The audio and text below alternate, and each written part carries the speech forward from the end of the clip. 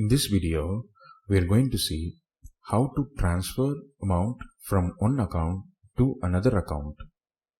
Now, I need to transfer cash from my bank to account to my bank.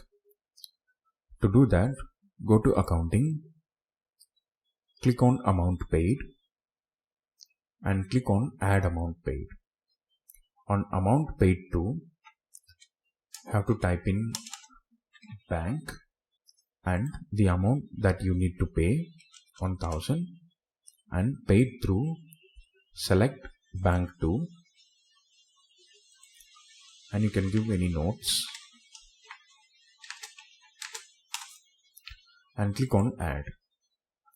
Now if you go to home, you can see the cash at bank is now 1000 and the bank to is also 1000. Thank you.